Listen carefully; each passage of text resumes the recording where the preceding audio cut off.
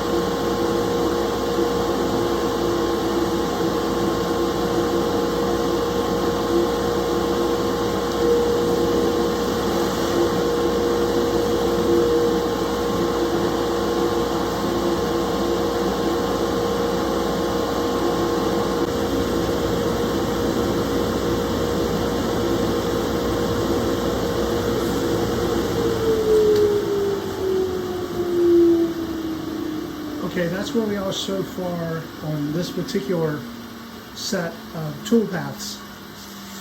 These two rings here, 0.047 cuts are for the inner and outer ring, and then the 1/4 inch in the center. Now I'm going to set up to cut the sound hole and then the profile itself. All right, so stand by and I'll get that set up. Okay, I got to switch out the bits, so I'm going to return it to home.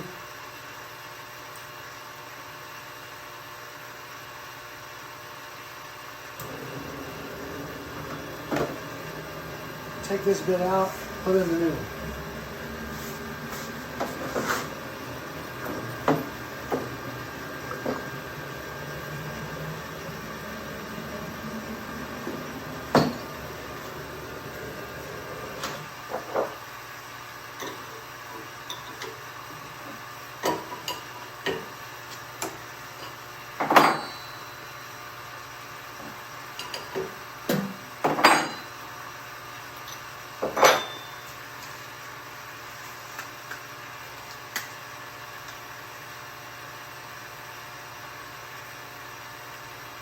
That's the bit, the 047, very small will do.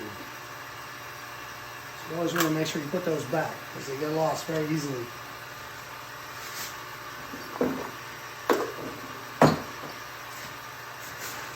Switch out the collet.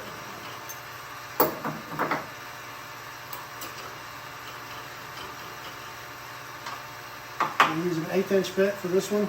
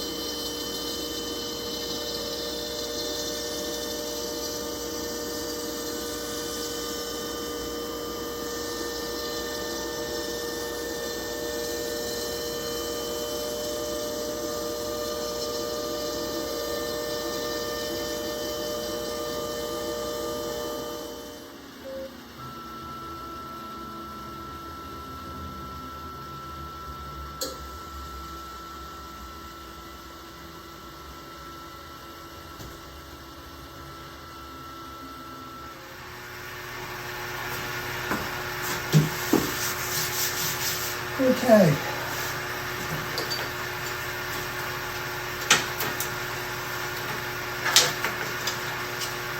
To save these pieces, they're a little thick. They're almost 3/16 of an inch thick. That gives us enough to do underneath the sound hole inside here, the wider pieces that brace underneath the sound hole, and the wide piece that goes underneath the bridge. Although I may use a piece of maple there, it just depends. But anyway, we always save these pieces because they come in handy. Very nice pieces of wood. And then we just work this off of here very gently. Like that.